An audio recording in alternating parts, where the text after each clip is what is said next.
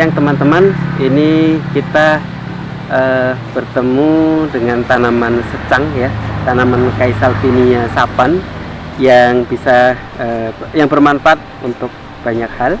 Bisa untuk tanaman pagar, bisa untuk tanaman obat, juga bisa untuk tanaman pewarna. Di sini kita lihat ciri khas dari tanaman secang. Mungkin bisa diperhatikan,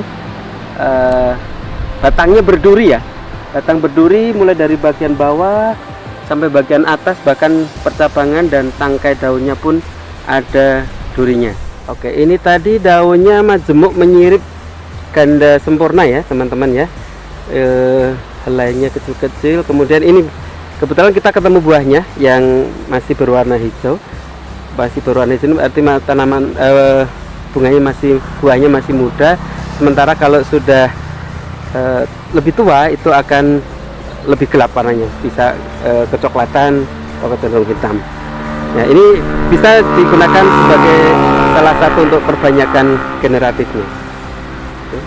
Oke, ini buah yang sudah cukup tua. Ketika kita buka kulit buahnya, nah, terdapat biji-biji dengan bentuk bijinya seperti ini ya. Termasuk jenis kacang-kacangan ya, kurang lebih ini seperti ini bentuknya.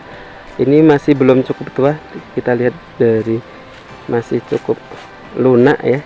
Nanti untuk dipakai sebagai bibit selanjutnya biasanya kita tunggu sampai kering dan berwarna coklat gelap baru bisa kita semaikan. Oke teman-teman, ini kita juga ketemu dengan semai ya, atau anakan yang mungkin baru berumur beberapa bulan. Kita lihat pertumbuhannya masih cukup kecil. Nah, ini bentuk anakannya tidak jauh beda dengan yang dewasa ya. Ini sudah agak lebih besar sedikit umurnya.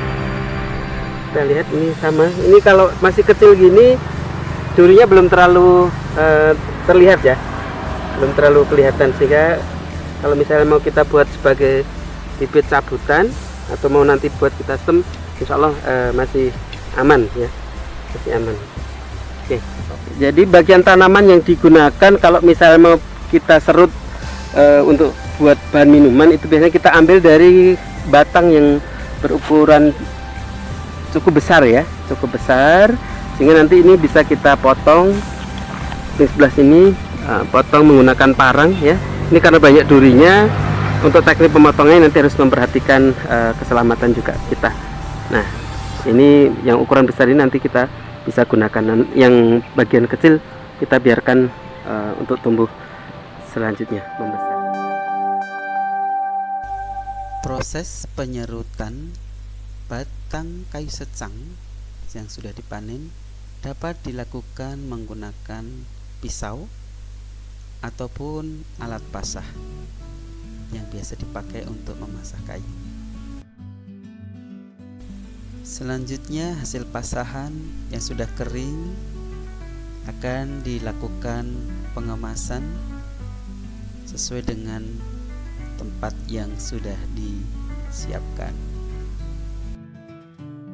Kemasan yang ada di pasar mulai dari kemasan sederhana, semi modern ataupun dengan kemasan premium.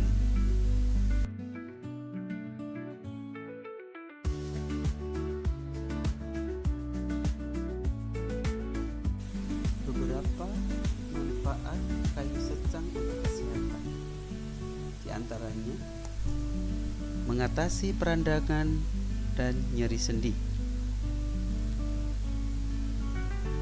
membunuh bakteri penyebab penyakit, membunuh bakteri penyebab jerawat, menekan pertumbuhan sel kanker, obat diare, mencegah kerusakan sel, menurunkan dan mengontrol gula darah.